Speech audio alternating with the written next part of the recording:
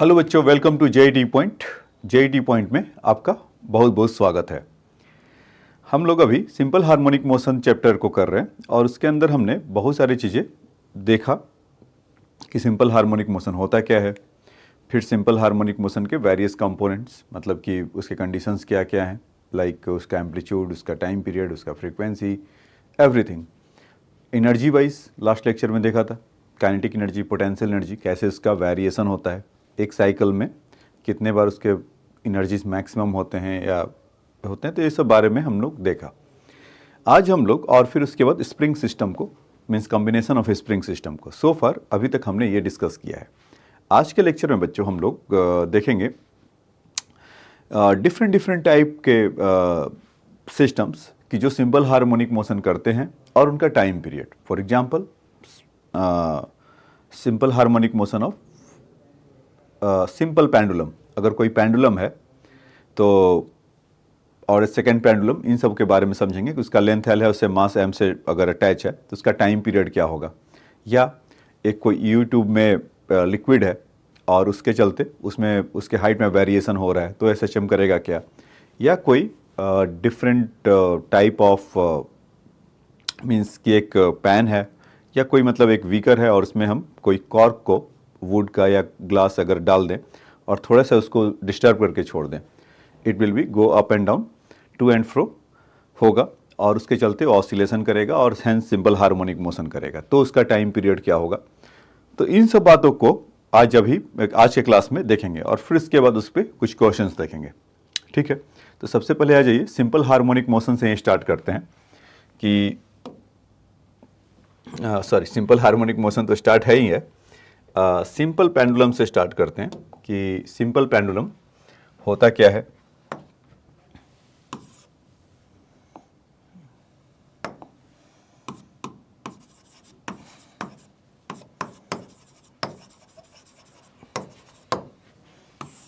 तो simple pendulum अगर आप लोग स्कूल वगैरह में देखे होंगे तो सबसे पहले यही इनकाउंटर किए होंगे कि एक बॉब है, उसका मास एम है और उसका लेंथ एल है। तो जब वो ऑसिलेट कर रहा होगा, oscillate means to and fro, मतलब इसको हल्का सा डिस्टर्बेंस करके छोड़ दिया, तो वहाँ से आपको इसका टाइम पीरियड निकालना पड़ता है। ऐसा जाना, ऐसा आना, फिर ऐसा जाना, फिर वापस ऐसा आना। तो ये हमारा सिंपल पेंडुलम के लिए है। तो किसी पॉइंट पर अगर वो कर ऐसा हो रहा होगा तो मतलब ऐसा अगर हो रहा हो तो हमें टाइम पीरियड के लिए चाहिए। तो जनरली क्या होता है कि सेकेंड पेंडुलम कहलाता है, इसका टाइम पीरियड 2 सेकेंड होता है बच्चों। इन जनरल टाइम पीरियड इसका टी सेकेंड होता है। तो उस पर आएंगे कि ये क्या होता है और पहले इसका मतलब कि टाइम पीरियड के लिए आएगा कैसे। तो देखिए इसका मास m है, तो हम जानते हैं, थोड़ा इसका इंक को कम कर लिया जाए, इसमें mg डाउनवर्ड लगेगा, यही होगा ना। और यहाँ से अगर एंगल थीटा बना रहा होगा तो लॉज ऑफ मोशन से हमने जो इसके बारे में जो सीखा हुआ है कि अगर थीटा है तो इसका ये वाला कंपोनेंट mg कॉस थीटा होगा, सॉरी mg साइन थीटा होगा, और ठीक इसके इसमें mg कॉस थीटा होगा। अगर ये फिगर नहीं समझ में आया तो यहाँ पर ऐसे देख लीजिए,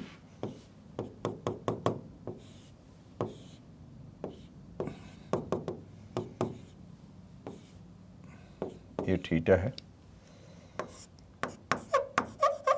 ये mg हुआ, तो ये थीटा होगा, तो mg कॉस थीटा और ये वाला mg साइन थीटा, ऐसा। तो क्या होगा कि mg साइन थीटा का डिस्प्लेसमेंट उसके लेंथ के मुकाबले बहुत कम है। मैंने ऐसे बना तो दिया हूँ, x है, तो थीटा को कंसीडर कर लेते हैं इज़ वेरी स्मॉल। यहाँ बनाने के लिए आपको जूम करके दिखाया। If theta is very small then what will happen. हाँ, मैं बोल रहा था कि थीटा इज़ वेरी स्मॉल अगर है तब क्या होगा। तो mg is downward, mg sign theta का 2 कंपोनेंट होगा। तो थीटा स्मॉल होने का मतलब क्या होगा कि साइन थीटा का जो वैल्यू है वो भी बहुत स्मॉल होगा। तो एजम्पशन में ऐसे ही चला गया कि x इज़ वेरी स्मॉल। अगर x स्मॉल है तब ऐसा बात होगा। तो जो देखेंगे कि जो मतलब इसमें रीस्टोरिंग फोर्स क्या है, जब बॉब जा रहा होगा तो एम जी साइन थीटा उसको खींच रहा होगा किधर, टुवर्ड द इसके मीन पोजीशन की तरफ, ऐसा। तो जो एफ नेट है इस पे लग रहा होगा along the that arc, means whatever the arc you can imagine that, ऐसा जो लग रहा होगा तो उसमें क्या होगा, एम जी साइन थीटा, यही। और साइन थीटा का वैल्यू देखा जाए तो क्या है बच्चों, एक्स बाई एल, और ये रीस्टोरिंग नेचर का है। मान लीजिए मूवमेंट ऐसा हो रहा होगा तो फोर्स ऐसा लग रहा होगा, सो इट माइट और must say that this force will be negative. So mg x over l, तो हम ऐसा बोल सकते हैं क्या कि जो f नेट का वैल्यू है आया is mg over l sin theta is x, ऐसा। तो इसमें निगेटिव, तो हम यहाँ से ऐसा बोल सकते हैं कि f is directly proportional to negative. तो ये कंडीशन किसके लिए होता था, यही तो होता था सिंपल हार्मोनिक मोशन के लिए। अगर ये सिंपल हार्मोनिक मोशन का उसमें हमने प्रूफ कर दिया तो मस्ट बी, तो ये वैल्यू जो होगा एम ओमेगा स्क्वायर एक्स के इक्वल होगा, हम यही जानते थे ना। इसको मैं अगर ऐसा लिख पाऊँ तो जो कंडीशन मैं लेकर आया वहाँ से कि M omega square X equal to minus, ये क्योंकि अभी माइनस ही है तो M G over L into X, तो एक्स एक्स कैंसिल हो जाएगा, एम से एम कैंसिल हो जाएगा, निगेटिव निगेटिव कैंसिल हो जाएगा। तो ओमेगा स्क्वायर का वैल्यू कितना आ जाएगा बच्चों, जी एल बाई एल, और ओमेगा का वैल्यू कितना हो जाएगा, under root G by L. तो यहाँ से जो टाइम पीरियड होगा इसका T equal to 2 pi by omega, तो 2 pi omega is L by G, ऐसा टाइम पीरियड होगा, T equal to 2 pi under root L by G. तो ये सिंपल पेंडुलम का लाने का कई सारे तरीके और हैं, इसको टॉर्क मेथड से भी जा सकते हैं, फोर्स से तो ये देखा ही, और भी कर सकते हैं, 2-3 मेथड होता है, एनर्जी का मेथड होता है, लेकिन सबसे आसान मेथड सिंपल मेथड यही है, जैसा नाम है उसका सिंपल, और सिंपल हार्मोनिक मोशन पढ़ ही रहे, तो इसीलिए सोचा कि सिंपल तरीके से ही आपको समझाया जाए। So it is very easy to understand here because when once again I brief you what I told you, what I taught you right here, because is mass of m of the bob of the simple pendulum, if you disturb or you just pull and leave that, so it will be the simple harmonic motion. At certain moment we capture that their photo snap here, snap it. So in this condition means that I let it the equilibrium position, so mg is downward and two components of the their weight, mg cos theta and mg sin theta. Mg sin theta will always toward the or always tangentially it will be act, so always towards their mean position. So if the bob is going away from it, is pulling it, ki come back please, and this is the required condition for our simple harmonic motion, ki whenever you disturbance the restoring force, it try to restore their original position. So that is why you may say that mg sin theta is your restoring force here. So how you prove that? And one main condition of the simple harmonic motion is f is directly proportional to negative of x. So we have considered that theta is suppose very small. In that case, sin theta is that with your perpendicular is look at that this right angle triangle. Suppose if you take, so x over this is our length. So you can say that sin theta is x over l. So if I did put that minus mg x over l, so and it, because why it is negative, because in opposite direction. So m into m is constant, obviously g is the constant near to the earth surface. Yes, we can make the lot of kalakari, means we can twist this g value. Suppose this system is your bob system is the horizontal cart or moving with a certain acceleration, or put in the elevator which moving go up and down with certain acceleration. So you will see that their g value will be is varied, and hence then your this force acting on the bob will be varied. So we can say that it have the different time period. So although we will discuss in our question, that type the question I have taken our practice questions. Okay, so So what I did, I means mg over L is the constant index. So F is directly proportional to negative x. So you can say that this is the simple harmonic motion. After that, बच्चों, once we get that, so in simple harmonic motion, suppose any is mass m and it having a certain frequency. So we can say that ना यहाँ से कि m omega square x is equal to mg over L upon mg over L into x. और वहाँ पर कुछ solve करने के बाद हमारा इसका वैल्यू आ गया. हाँ, तो मैं आपको बोल रहा था कि सेकंड पेंडुलम क्या होता है. सेकंड पेंडुलम जिसका मतलब 2 सेकंड टाइम पीरियड होता है. ठीक, अगर कोई स्विंग कर रहा है तो exactly it will be the take the 2 second. अगर कोई पेंडुलम है ऐसे गया, ऐसा वाला पुराने ज़माने में घड़ी होता था, अब भी होता है, तो आप देखेंगे कि उसको 2 सेकंड लगता है. तो उसमें अगर मान लीजिए कि लेंथ कितना होगा या वगैरह वगैरह, तो उसमें लेंथ अगर देखेंगे एग्जैक्टली 1 मीटर होता है. ऐसा एक सिंपल सा क्वेश्चन लिया भी हूँ, या चलिए यहाँ पर बता देता हूँ कि अगर टाइम पीरियड अगर 2 सेकंड है भी तो 2 पाई L बाई जी, 2 से 2 कैंसिल होगा, 1 बाई पाई स्क्वायर करेंगे, पाई इधर आएगा तो कितना हो जाएगा L ओवर जी. और पाई स्क्वायर जी के वैल्यू में आपको बताया था, बहुत बार हमने कैलकुलेशन में यहाँ लिया भी हूँ, तो ऑलमोस्ट कैंसिल कर सकते हैं. तो L का वैल्यू नियरली इक्वल टू 1, ऐसे 99.99 सेंटीमीटर होता है. तो अगर आप अपने फिजिक्स के लैब में भी कुछ काम ऐसा किए होंगे टाइम पीरियड निकालने के लिए, तो ये कैलकुलेशन आपको वहाँ भी करना पड़ा होगा. ठीक है बच्चों, तो ये बात आपको समझ में आ गया होगा. समझ में इसको आया तो आप चाहे तो लिख सकते हैं यहाँ से फटाफट.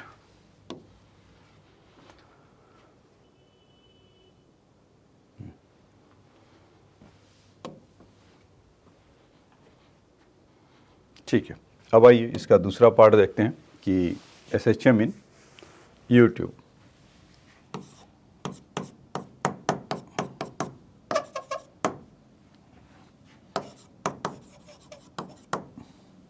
जैसे कुछ इस तरह का यूट्यूब है, ऐसा मान लीजिए कि इस हाइट तक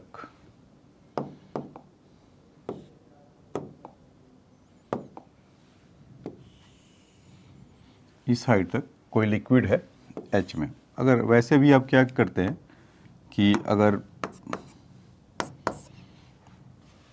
मान लीजिए कोई लिक्विड आपने इसमें भरा, एक तरह का कोई भी लिक्विड भरा, तो ये बहुत सिंपल सी बात है कि अगर करने के बाद दोनों आर्म में इक्वली आएंगे. क्योंकि ऐसा तो आप देखते नहीं है ना कि कहीं लिक्विड ऐसा टंग गया हो हवा में और उसको स्पेस इधर, मतलब जैसे कि आपने भरा, तो ऐसा तो नहीं होगा कि इसमें इतना होगा इसमें इतना ज़्यादा होगा. अगर सेम लिक्विड है तो मस्ट बी द सेम उस पर आएगा ही आएगा. तो अभी मान लीजिए कि ठंडी का बहुत दिन है, जैसे कि अभी हम मंथ ऑफ, वहाँ तो पता नहीं चलता है आपको ट्यूब में, मीन्स आपके यूट्यूब में. इस ट्यूब की अगर बात करें तो अभी जैसे मैं आपको बता देता हूँ, recording time is in the month of January, is very mid of January, so very chill. So you have the generally we can see that means in the news channel is broadcasting the news their news saying that mercury goes up and down. पारा लुढ़का अखबारों में ऐसा आप देखते हैं. तो पारा लुढ़का तो फिर पारा तो ऊपर भी आएगा. तो इसको अगर रिकॉर्ड कोई कर रहा हो अभी ठंडी के टाइम पे, तो इसमें मरकरी का लुढ़कना मीन्स कहते हैं टेम्परेचर का गिरना.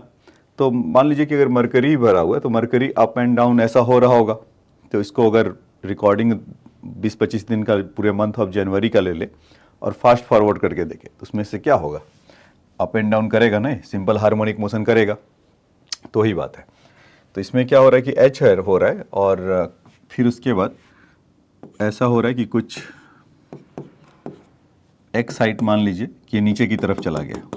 तो जैसे ही नीचे की तरफ से जाएगा तो ये कितना हो जाएगा, ऊपर तक नहीं जाएगा उतना. ठीक है, यहाँ तक मान लेते हैं. जैसे ही नीचे की तरफ गया तो यहाँ से ठीक उतना ऊपर की तरफ फुट जाएगा ये. तो अगर यहाँ से देखा जाए इसमें, तो इतना पार्ट एक्स्ट्रा है, यहाँ तक तो इसका प्रेशर सेम होगा. ये फ्लूइड मैकेनिक्स में आपको और बताऊंगा, लेकिन अभी के लिए कंसीडर कर लीजिए कि एक्स ऊपर है तो एक्स नीचे है. तो इसका ये मास इसमें इन्वॉल्व है क्या. तो इसमें और मेंशन है कि इसका जो लिक्विड है उसका डेंसिटी है रो, क्योंकि मैं तो मरकरी के लिए बोला, किसी के लिए भी हो सकता है. और इसका क्रॉस सेक्शनल एरिया हमारा ए हो सकता है. ठीक, तो उस पर जो फोर्स लग रहा होगा वो क्या लग रहा होगा बच्चों, इसमें हम ऐसा बोल सकते हैं ना कि जो इसमें फ्लूइड के लिए लग रहा होगा F इज इक्वल टू तो इसमें डेंसिटी सपोज इसका रो है और हाइट बताइए कितना है 2x, यहाँ से यहाँ तक 2x हो जाएगा। बेसिकली इसका मास इंटू जी, मतलब यही इन्वॉल्व होगा। mg के ही चलते ऊपर या नीचे कर रहा है ना, तो उसको तो प्रूफ करके दिखाना होगा कि SHM कर रहा है। तो इसमें देखिए इसका अगर एरिया अगर ए है तो x अगर हाइट का है तो इसका वॉल्यूम कितना हो जाएगा 2x इंटू ए। अब ये क्यों किया, क्योंकि इसका mg निकालने के लिए मास इक्वल टू क्या होगा, डेंसिटी इक्वल टू क्या होता है बच्चों, मास बाई वॉल्यूम। तो मास इक्वल टू कितना हो जाएगा, डेंसिटी इंटू वॉल्यूम, तो इसीलिए कर रहे हैं। तो वॉल्यूम तो आ गया, डेंसिटी ऑफ लिक्विड अगर रो है तो उसको हम यहाँ से ऐसा कर सकते हैं, ठीक, और इंटू जी। तो अब देखिए अगर इसको अगर ध्यान से देखेंगे तो इसमें से 2a रो जी एक मल्टीप्लाई विथ x, तो x क्या है वेरिएबल, मतलब ये सारी बातें तो कांस्टेंट है, मतलब डेंसिटी जितना होगा फिक्स होगा, क्रॉस सेक्शनल एरिया सेम होगा वो फिक्स होगा, एक्सेलरेशन ड्यू टू ग्रेविटी होगा वो फिक्स होगा, और इसमें वैरी जो करने वाला है x का वैल्यू है f। तो हम यहाँ से बोल सकते हैं क्या कि f is directly proportional to, और उसमें देखो उसमें mg नीचे की तरफ लग रहा है, उसका मोमेंट सपोज अपने मीन पोजीशन से ऊपर की तरफ है एट अ पॉइंट, जब वहाँ पर हम देख रहे हैं तो हम वहाँ से बोल सकते हैं कि ये नेगेटिव ऐसा हो रहा होगा 2a रो जी। अच्छा अभी इसको इक्वल टू ही कर दीजिए ऐसा इंटू x, तो f is directly proportional to negative of x ऐसा, तो force is directly proportional to उसका नेगेटिव ऑफ x होगा, ठीक है। तो ये बात समझ में आया। तो ये क्या कर रहा होगा, सिंपल हार्मोनिक मोशन, और हमें क्या निकालना है बच्चों, इसका मास। तो हम इसमें एक ऐसा भी कर सकते हैं जैसे हमने पीछे भी स्प्रिंग के लिए किया, मैंने बोला था आपको कि जब भी सिंपल हार्मोनिक मोशन होता है तो उसके दो पार्ट होते हैं, एक इसका स्प्रिंगनेस होता है, एक दूसरा उसका मासनेस होता है, या इनर्शिया फैक्टर उसको कह लेते हैं या उसका स्प्रिंग फैक्टर कह लेते हैं। तो T equal to 2 pi under root m by K, ये देखा था। तो m इज आवर मास और ये स्प्रिंग फैक्टर कह लीजिए। तो इसके जगह पर आप क्या कह सकते हैं कि लाइक इक्वल टू ये आपके kx जैसा है क्या, मतलब फिर से वही बात m ओमेगा स्क्वायर x के लिए जाएंगे, तो डायरेक्टली अब वो पूरा ओमेगा स्क्वायर नहीं लिख रहा हूँ, मैं सीधा लिख देता हूँ। तो उसका जो k का जो वैल्यू है 2a रो, यही होगा। तो इसमें जब इसका वैल्यू रखेंगे हम,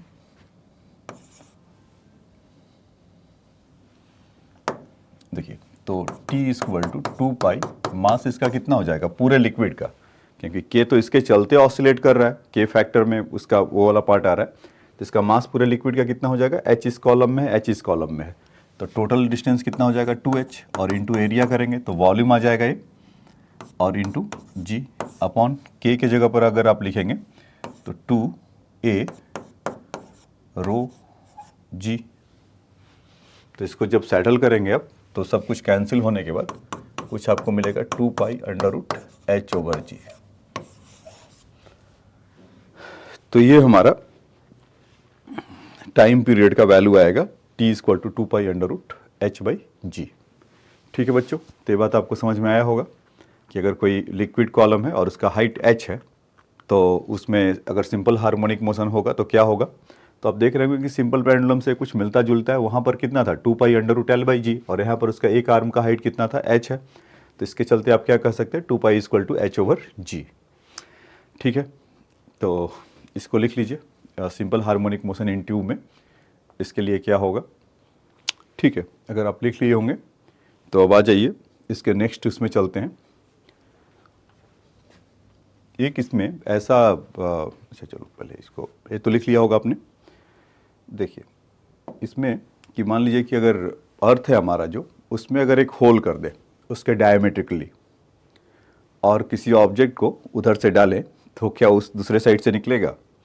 अगर ऐसा करते थ्योरेटिकली सोचते हैं, ऐसा तो पॉसिबल ही नहीं है, क्योंकि आप 8 to 10 किलोमीटर से जैसे ही नीचे जाएंगे सो वहाँ पर मॉल्टन स्टेट में आ जाएंगे, जो कि पॉसिबल नहीं होगा। फिर भी थ्योरेटिकली अगर इसको अगर हम इमेजिन करें कि हमारे पास क्या हमारा ही अर्थ है और इसको डिग डाउन देयर टू डायमेट्रिकली ऐसा एक होल बनाए और फिर किसी ऑब्जेक्ट को यहाँ से ऐसा छोड़े तो क्या बाहर आएगा या क्या होगा? तो देखिए इसके लिए ये है कि मान लीजिए कि अगर आप नीचे की तरफ उसको छोड़ते हैं तो कहीं पर होगा, तो ऐसा है कि वो बाहर तो आएगा नहीं। क्यों नहीं आएगा?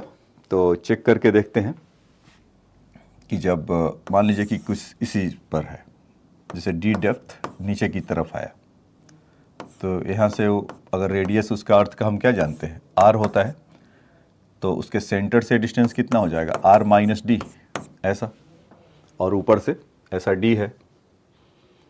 तो हम इसमें ऐसा कह सकते हैं क्या कि वहाँ पर जी का वेरिएशन देखिए कितना होगा बच्चों, G is equal to G dash 1 minus G dash is equal to G, not that thing,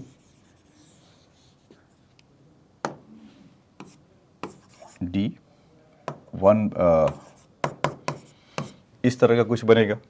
अब उसके सोचिए कि डी का वैल्यू डेप्थ अगर आर पर पहुंच जाए, D is equal to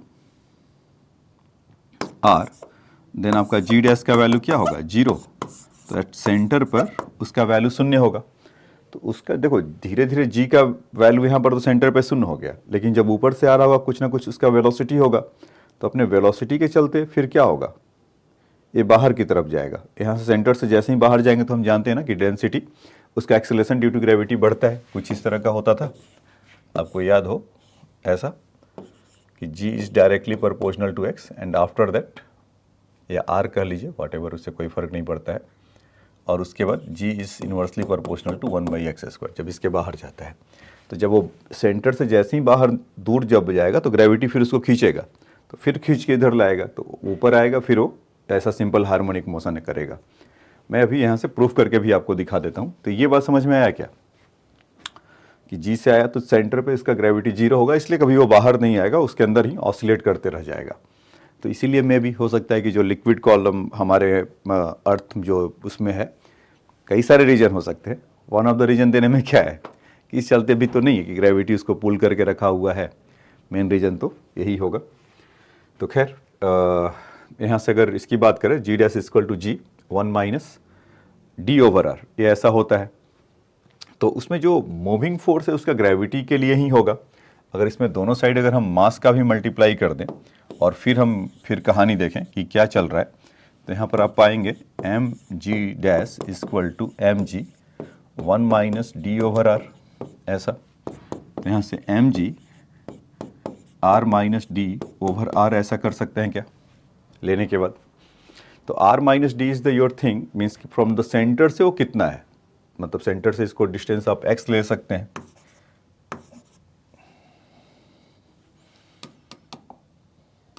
centre से ये डिस्टेंस सपोज x ले सकते हैं। तो हमारा जो फोर्स है, जो SHM में F नेट है जो इन्वॉल्व होगा, या होगा भी या नहीं होगा कैसे पता भी देखते हैं, F नेट। तो mg, तो उसको d माइनस आर को आप x लिख लीजिए upon r।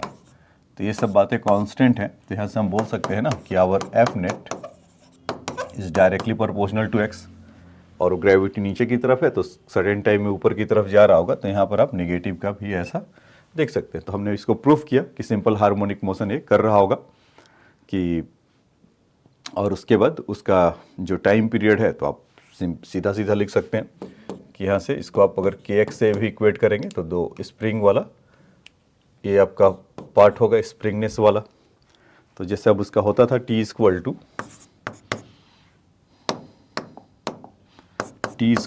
2 pi under root M by K 2 pi M. तो उसका मास कितना है बच्चों, मास तो m ही होगा, मास में तो कोई चेंज होगा नहीं, और k का जो वैल्यू होगा mg ओवर आर। तो m से m कैंसिल होगा, तो टाइम पीरियड कितना आ जाएगा, t equal to 2 pi under root r over G, like l over G ऐसा था, t equal to 2 pi under root r over G. ठीक, तो वो अभी आपको मिलता जुलता नज़र आ रहा होगा कि इसमें अगर सिंपल पेंडुलम में आपने देखा था उसका लेंथ l था, तो उसका टाइम पीरियड जो था t equal to 2 pi under root l by G. इसके लिए भी आप देख रहे हैं उसका वैल्यू कितना है, h जो लिक्विड कॉलम वाला था उसका h हाइट पर था, तो t equal to 2 pi under root h over G. इसमें इसका रेडियस आर है। अगर अर्थ में डिग अलोंग द हम डायमीटर कर रहे हैं, देन हम उसका ऑसिलेशन देखने जा रहे हैं, तब उसके इसमें कितना आया, टी इक्वल टू 2π√r/g। तो इस तरह का, तो ये उसके लिए है कि S H M in earth आप कह सकते हैं, या along their the dig the along their diameter and then simple harmonic motion अगर कोई ऑब्जेक्ट को डाल रहे तो करेगा, तो उसका टाइम पीरियड कितना होगा, इस तरह का। तो इसमें भी फिर पूछा जाता है कि सेंटर पे बताइए कितना है टाइम पीरियड। तो time period at the centre पे अगर देखेंगे तो जी का वैल्यू क्या हो जाएगा, 0। तो 2π/g। तो इसमें time period at the centre पे 0 होगा, मतलब कुछ हो अटक जाएगा time, not 0, it is infinity बच्चों। मतलब इन्फिनिटी का मतलब गिरेगा, हो रहा होगा। अभी जैसे कि मैग्मा वगैरह होंगे, फंसे हुए होंगे, तो हमें लगता है कि आएगा, कब आएगा, 1,00,000-2 साल, इनफाइनाइट टाइम का मतलब यही, कभी आएगा। तो उसको हम infinite time in very long time के बाद वो निकलेगा। मतलब इसका फिर आप जैसे सिंपल पेंडुलम वगैरह को भी कर सकते हैं कि जैसे कि आपका ब्रेक डाउन हो जाए, से ब्रेक डाउन हो जाए आपका नहीं, कहीं अगर पेंडुलम अगर है और वो अचानक से स्विंग कर रहा होगा और टूट जाए, या अगर वो पेंडुलम है भी, अगर कर भी रहा, जहाँ मान लीजिए एलिवेटर है और एलिवेटर के अंदर लगाया हुआ है या कार के अंदर लगाया हुआ है, तो या किसी सर्टेन हाइट से उसको छोड़ दें, फ्री फॉल करा दें, तो जहाँ पर जी का वैल्यू 0 है, तो उस समय तो उतने देर के लिए वो कैसा होगा, स्टैटिक हो जाएगा।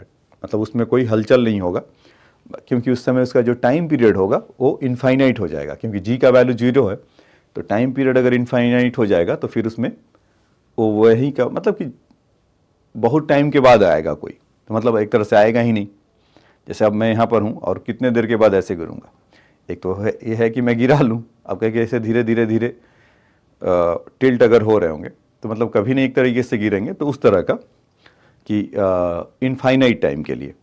तो जी का वैल्यू पे वेरिएशन उसका है कि अगर कोई बोलता है कि अगर एलिवेटर है अचानक से टूट गया, इस तरह का क्वेश्चन आप देखते होंगे ना, तो उसमें मैं पूछा जाता है कि आपको बताओ कि टाइम पीरियड क्या होगा, तो उस तरह के लिए आप उसमें यूज़ कर सकते हैं। तो एक आपका वहाँ से एप्लीकेशन ये दिखा भी रहा है, तो आप इसको चाहें तो फटाफट नोट डाउन कर सकते हैं। चलिए अब आ जाइए एक दूसरा देखते हैं। जैसे मान लीजिए कि कोई इस तरह का कोई बीकर है और उसमें पानी भरा हुआ है, तो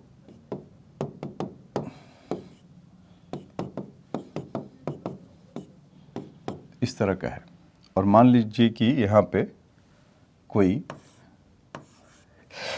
सॉरी कोई कॉर्क है या कुछ भी ऑब्जेक्ट मान लीजिए जिसका डेंसिटी है रो, ऐसा, और उसको किसी ने, इसका डेंसिटी रो है और उसका सरफेस एरिया ए वगैरह है, ये सब आप एजम्पशन कर सकते हैं। और लिक्विड है कोई भी, तो वाटर नहीं होगा हमेशा, कुछ इसकी जगह पे इसका डेंसिटी रो एल ले लेते हैं, उसका चाहो तो ऑब्जेक्ट का ओ ले लीजिए, तो कन्फ्यूजन से आप बच जाएंगे।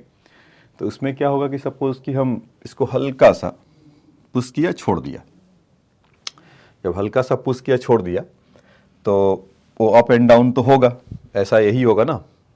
तो उसमें अगर आप देखेंगे कि बाइंड फोर्स, मान लीजिए कि अगर थोड़ा सा एक्स डिस्टेंस नीचे की तरफ उसको किसी ने ऐसा पुश करके उसको छोड़ दिया,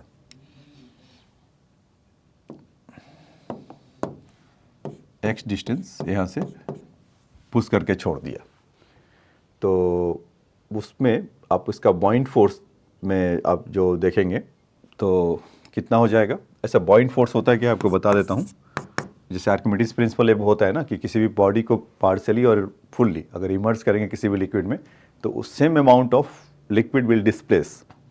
अगर same amount of liquid displace होगा तो उस पर जो बाइंड फोर्स जो लगता है कि पानी के अंदर कितना गया, तो मान लेते हैं वी रो, कौन लगाता है, लिक्विड, क्योंकि आप जैसे पानी है या कोई अदर लिक्विड है, जैसे मान लीजिए हनी का कोई समुंदर है या केरोसिन ऑयल या पेट्रोलियम है, तो उसमें आप जाकर देखेंगे कोई भी ऑब्जेक्ट को, तो उस पर जो बॉइंट फोर्स का जो मैग्नीट्यूड है, या मतलब आपको एक्सपीरियंस होगा किसी में, एक बाल्टी या कुछ ऐसा हैवी ऑब्जेक्ट डालकर उसमें से देखिए, तो आपको कितना वो लाइटर या हैवियर है उससे आपको पता चलेगा। तो जो बॉइंट फोर्स लगाता है वो लिक्विड इनटू जी ऐसा होता है। ठीक है, तो ये बॉइंट फोर्स का इसमें है।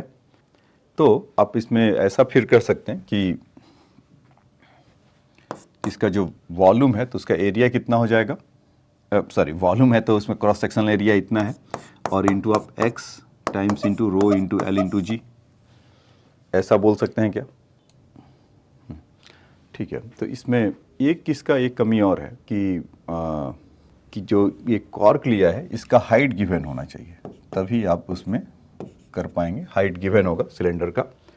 तो मान लीजिए अभी x अगर नीचे की तरफ आता है, मतलब कहेंगे कि सर ऐसे तो पूरा है, तो ठीक है आप पूरा ही उसको एज्यूम कर सकते हैं, तो उससे कोई फ़र्क नहीं पड़ेगा।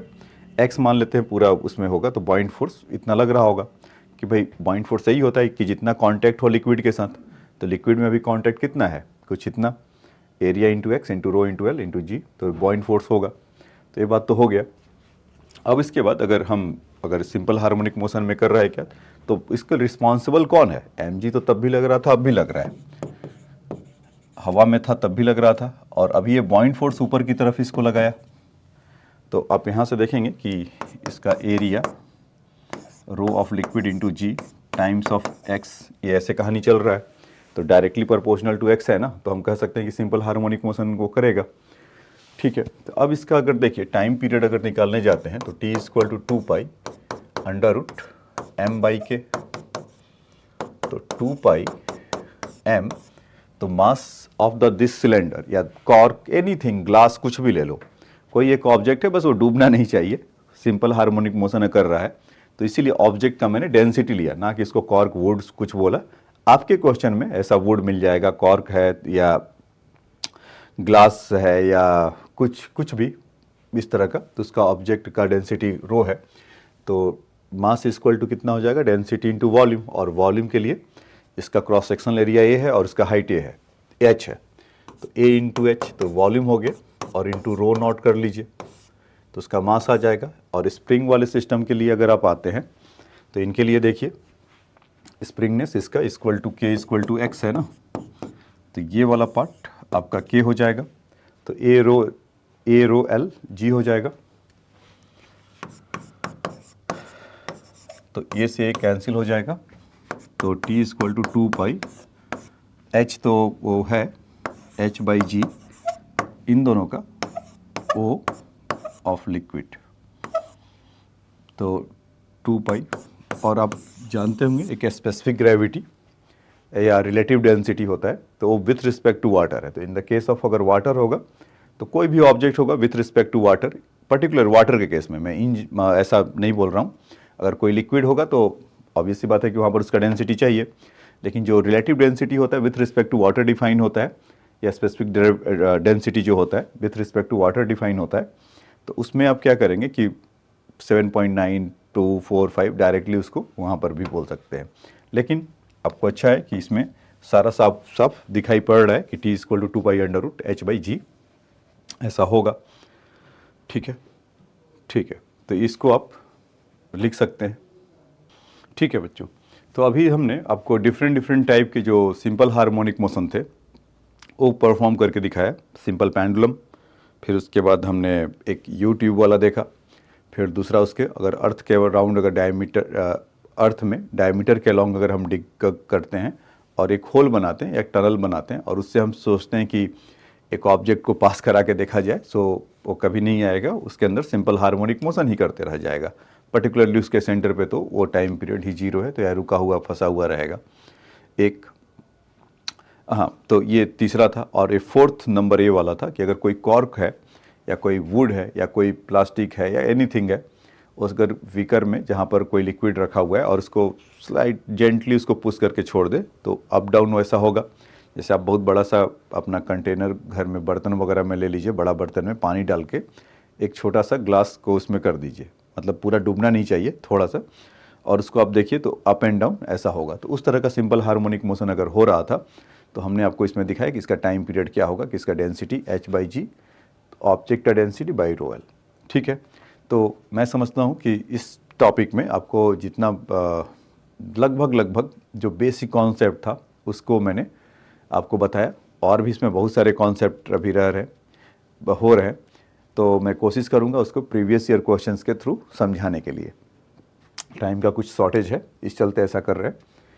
तो आ जाइए क्वेश्चन को लेते हैं। इसमें क्या कह रहा है कि horizontal spring block system of the mass m execute simple harmonic motion when the block is passing through the equilibrium position and object of mass m is put on it and to move together find the new amplitude and the frequency of vibration। तो उसमें क्या कहा कि horizontal spring of block system mass m execute simple harmonic motion when block is passing through the equilibrium position। ठीक है, तो अभी क्या हो रहा है होगा कि हॉरिजॉन्टल सिस्टम है,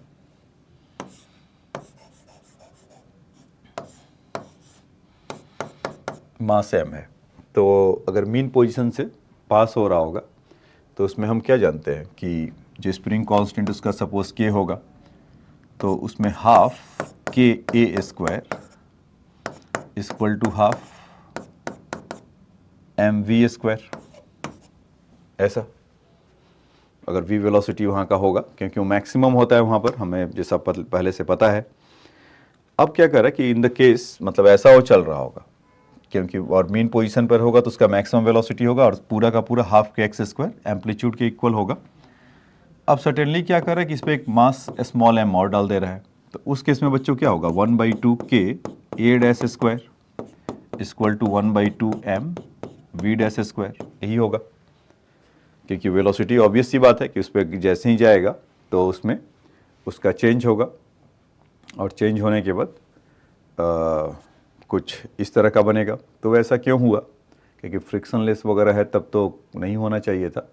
लेकिन उसका जो मोमेंटम कंजर्व होगा ना, कि इसमें क्या हो रहा होगा कि जब वो मीन पोजीशन से है तो मान लीजिए कि उसका m इंटू वी वेलोसिटी है, और जब हम उस पर m दे देते हैं, क्योंकि कोई फ्रिक्शनल नहीं इसलिए उसका मोमेंटम कंजर्व होगा, कोई एक्सटर्नल फोर्स नहीं है, तो यहाँ पर v डैश कहेंगे तो v डैश का वैल्यू कितना हो जाएगा m into V upon m plus m। ये हमारा v डैश का वैल्यू आएगा। तो हम क्यों ना उसमें हमें चाहिए एम्पलीट्यूड, तो हाफ से हाफ निकल गया, या आप चाहे तो इन दोनों को भी ऐसा डिवाइड करके ला सकते हैं क्या। हाँ, यहाँ पर एक गड़बड़ी ये हुआ, वही क्योंकि m कैंसिल हो जाएगा तो फिर निकालेंगे क्या। तो इसमें ये जो मास टोटल लिखने के लिए, तो उसका टोटल मास कितना हो जाएगा, क्योंकि जब उसमें ऐसा सेकंड केस, एक केस 1 है कि जो अपना नॉर्मल चल रहा था, m मास का अगर है और सिंपल हार्मोनिक मोशन कर रहा था, तो हाफ एम वी स्क्वायर अब उसके ऊपर रख दिया, तब उस केस में उसका ऑब्वियस सी बात है कि उसका एम्पलीट्यूड चेंज करेगा। तो उसका रीज़न ये है कि कुछ उसका काइनेटिक एनर्जी ऐसे डिस्ट्रीब्यूट हो गया। वो कैसे हुआ कि वेलोसिटी देखिए चेंज हो गया ना, m plus V upon m plus m। तो m प्लस m तो डिनोमिनेटर ज़्यादा है, तो यानी कि जो रिजल्टिंग वेलोसिटी है v से कम होगा। v से कम होगा तो करस्पॉन्डिंग और ट्रांसलेट कैसे करेगा, कुछ इस तरह से करेगा। तो इन दोनों को अगर हम डिवाइड करते हैं तो a डैश ओवर a, इन दोनों को डिवाइड किया तो a डैश का तो कहेंगे स्क्वायर है, तो स्क्वायर रूट ले लेंगे दोनों साइड में। तो इसमें क्या होगा कि m plus m under root capital M ऐसा, और फिर उसके बाद आपका v डैश अपॉन v, तो ऐसा। तो v डैश का वैल्यू यहाँ पर पुट किया जाए तो काम हमारा बन जाएगा M V upon m plus m। तो v से v अपने आप कैंसिल हो रहा है क्या, तो देखिए यहाँ से a dash upon m equal to under root of क्या क्या था भाई, m प्लस m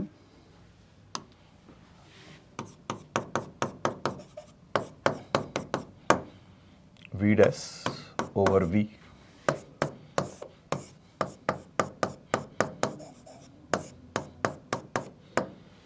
और v डैश के जगह पे m into capital M into V था ना, capital M into V upon m plus m ऐसा हो जाएगा। और एक आपका v तो नीचे था ही था, ये v डैश के जगह पे हुआ क्योंकि इसमें मैंने पुट किया बच्चों, देखिए कंफ्यूज मत होइएगा, ये वी डैश की जगह पर था, ये इसके बारे में वी डैश, और ये वी पहले से था तो वी डैश का वैल्यू ये था, तो इसी में ला के पुट कर रहे हैं और एम्पलीट्यूड लेकर आ रहे हैं। तो वी से वी कैंसिल हो जाएगा और उसमें देखेंगे कि रूट शिफ्ट हो जाएगा, यहाँ पर रूट एम है तो ये रूट एम ऊपर आ जाएगा, तो M upon M plus M into कि ए डैश था तो ए डैश ऊपर चला जाएगा, तो ओरिजिनल जो एम्पलीट्यूड होगा उससे ये ऐसे इस तरह से वैरी करेगा। तो ये बात आपको समझ में आया तो इसको लिख लीजिए यहाँ से ऐसे, लिख लिए। चलिए अब इसको देख लीजिए, यहाँ से इसको लिख लीजिए, ठीक है। अब आ जाइए नेक्स्ट क्वेश्चन में चलते हैं। कह रहा है कि spring of spring constant K, 2K, 4K, 8K are connected in a series, mass m kg is attached to the lower end of the spring and the system is allowed to vibrate. What is the time period of the oscillation? तो इसमें देखिए कि क्या कह रहा है कि जैसे एक स्प्रिंग ऐसा,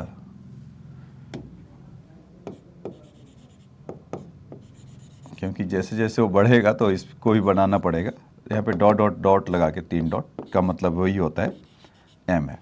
मतलब इसमें क्या कर रहा है कि k है, इसमें क्या कर रहा है 2k है, इसमें कह रहा है 4k है एंड सो ऑन 8k है।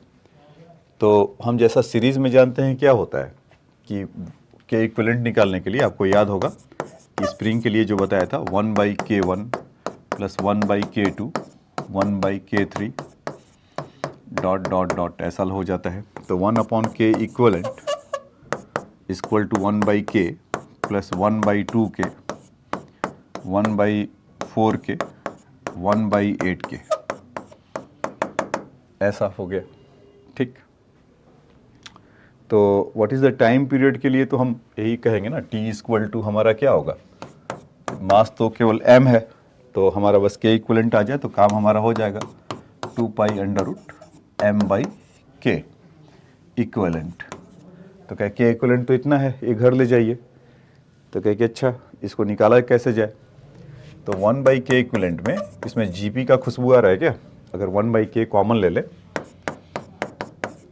तो 1 plus 1/2 plus 1/4 plus 1/8 dot dot dot ऐसा।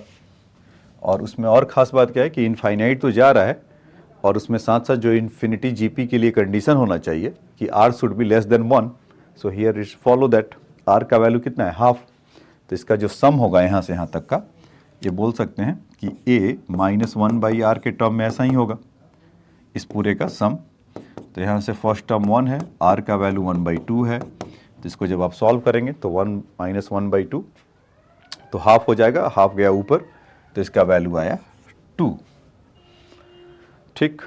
तो जो k इक्वलेंट है उसका वैल्यू हो जाएगा, तो 1/k इक्वलेंट वही में कि 2/k क्या होगा, तो यहाँ से k इक्वलेंट का जो वैल्यू आ जाएगा बच्चों इस k/2। तो टाइम पीरियड कितना हो जाएगा, 2π√m/k/2, तो 2m/k ऐसा। तो ये टाइम पीरियड t = 2π√, इसका हो जाएगा। अब कुछ डेटा दिया होगा तो उसको वैल्यू पुट करिए, आंसर घर ले जाइए। तो ये समझ में आया कि अगर सीरीज़ में इस तरीके से अगर जुड़े हुए हों तो उसका इक्विवेलेंट कैसे निकालेंगे, तो इस तरह से निकालेंगे। तो चाहें तो आप इसको फटाफट नोट डाउन कर सकते हैं।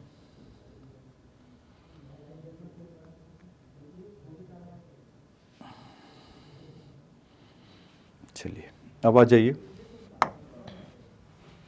कह रहा है कि cylindrical wooden block of cross section 15 centimetre square and mass 230 gram is floated over the water with the extra weight of 50 gram attached to its bottom. The cylindrical float vertically from the state of equilibrium. It is the slightly depressed and released. In the specific gravity of the wood is 0.3. देखो specific gravity of the wood तो वो बोला था ना जो या relative density के बारे में जैसा था, और g का वैल्यू 9.8 मीटर पर second square, deduce the frequency of the block a = 15 and this. तो देखिए इसका टाइम पीरियड निकालने के लिए आपको बताया था t pi equal to √h/g, इस वुड का जितना भी हाइट होगा पीस का, उसमें अगर वो उसको डाल रहा है वर्टिकली ऐसा कर रहा हो तो ठीक है, और into relative density of the object by liquid. तो अभी कहेंगे कि लिक्विड तो चलो वाटर है, एक बार को ये ऐसा समझ सकते हैं, लेकिन ऑब्जेक्ट का डेंसिटी गिवन है 0.3, हाइट तो कहेंगे नहीं गिवन है ना। तो उसका मास अलग से दे रखा है बच्चों, चाहो तो आप वहाँ से भी निकाल सकते हैं, ठीक है। और उसका एरिया दे रखा है, तो दूसरी भाषा में डेंसिटी इक्वल टू क्या होता है, मास बाई वॉल्यूम, है ना। तो सीजीएस सिस्टम में ही एक बार को रख लेते हैं, ये 0.3 है, मास उसका कितना दे रखा है 230 ग्राम, और एरिया कितना दे रखा है 15 इंटू एच। तो आप चाहेंगे तो यहाँ से भी मिल जाएगा, लेकिन यहाँ पर थोड़ा मेहनत करना पड़ेगा एच का वैल्यू लाने के लिए, जी का तो ठीक है आप यहाँ से भी कर सकते हैं, वो सब डेटा दे रखा है तो। लेकिन इसमें एक गड़बड़ी ये हो जाएगा कि जो उसमें मास जो साथ में अटैच किया है, तो हो सकता है कि आपका गड़बड़ी कर दे, क्योंकि जो जी वाले में देखो आप ऐसे इसको ऐसा कर लो, इसको छोड़ो इसके चक्कर में, क्योंकि इसमें दिक्कत यही है कि अगर इसमें वैल्यू पुट करेंगे एच ला के भी, अगर एच ला के भी इसका वैल्यू अगर पुट करेंगे तो ये हमारा यहाँ से गड़बड़ हो जाएगा। तो इसीलिए इसको आत्मघाती चीज़ को छोड़ देते हैं कि क्यों इसको गड़बड़ किया जाए। तो इसके लिए बच्चों होगा वैसा ही, दिल छोटा मत करिए, T equal to 2 pi under root M by K है ऐसा। तो मास ऐसे फ्रीक्वेंसी पूछा है तो उसको 1/t कर लेंगे, लास्ट में यही करना है, फ्रीक्वेंसी इक्वल टू 1/2 पाई के बाई एम, ऐसा करना है ना। देखो तो सबसे पहले क्या है कि 230 ग्राम है और 50 ग्राम इसके अंदर और अटैच है, तो टोटल मास जहाँ तक लेने की बात है, और ये 230 ग्राम तो इनका है ही है, तो जो उनका मास है जिसके चलते मतलब ऑसिलेट कर रहा होगा, एंड में तो हम वही देखते हैं कि मास इसके पास कितना है।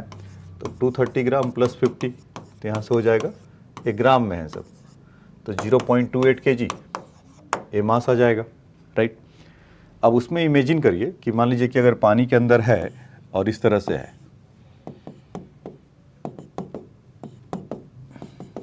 इस तरह से है, तो x पार्ट मान लीजिए कि अंदर है, या पूरा आपको देना पड़ेगा। तो बॉइंट फोर्स कितना लग रहा होगा इसमें, डेंसिटी ऑफ लिक्विड टाइम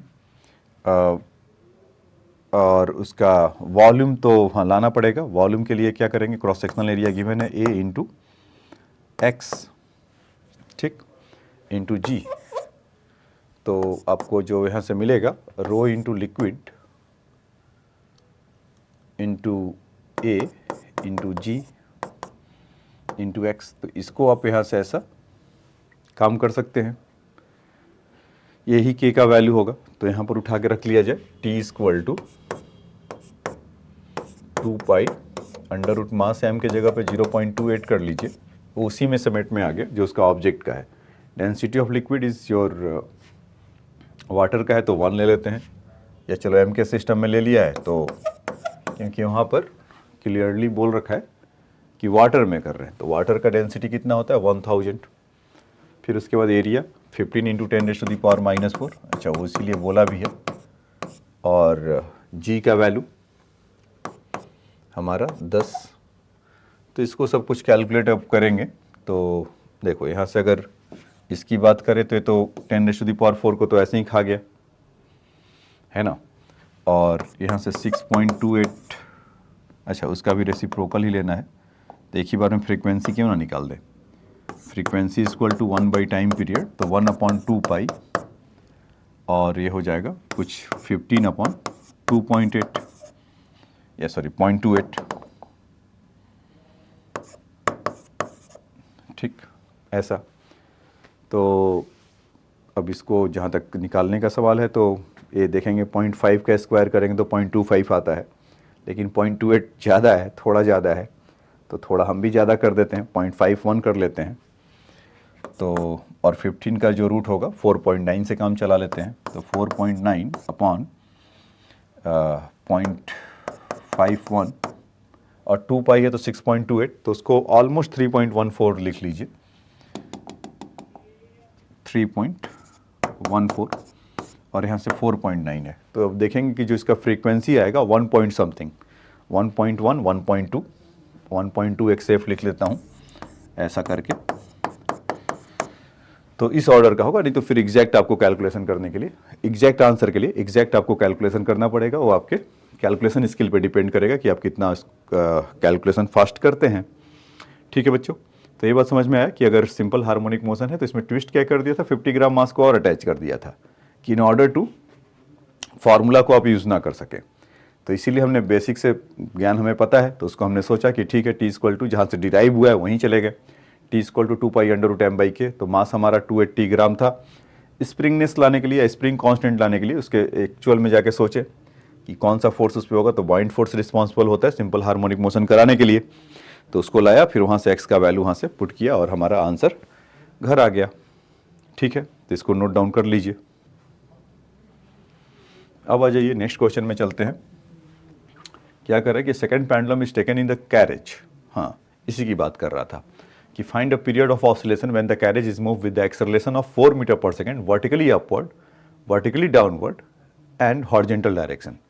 मतलब कोई उड़ने वाला है कैरेज, जैसे हमारा ये पेंडुलम है और कहीं लिफ्ट में, या आजकल उड़ने वाला भी तो कुछ कुछ आ गया है मार्केट में,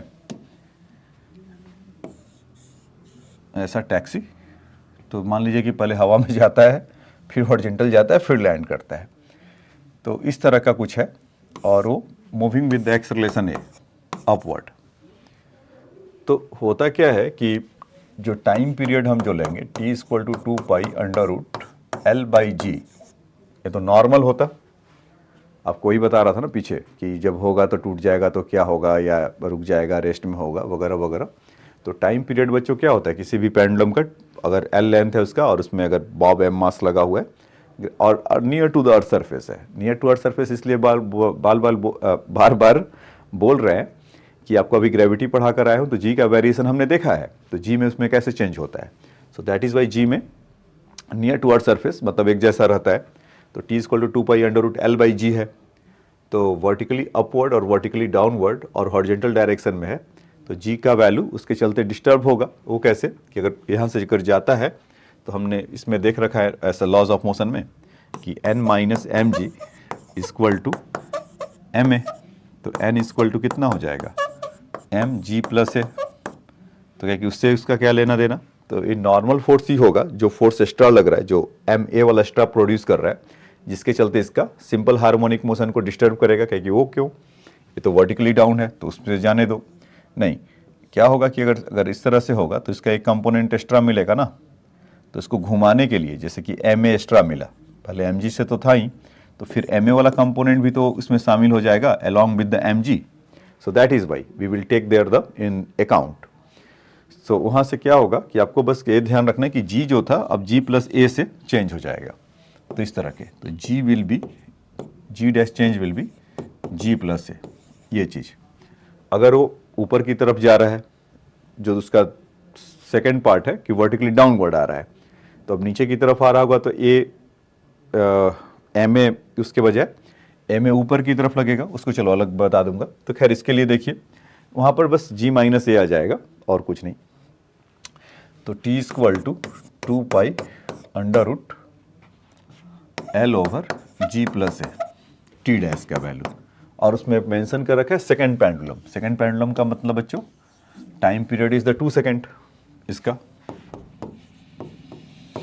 तो T dash upon 2 equal to 2 pi अपने घर गया, और ये under root of G plus A over G ऐसा आया, और टी डैश बाई जी है तो जी प्लस ए होगा ना।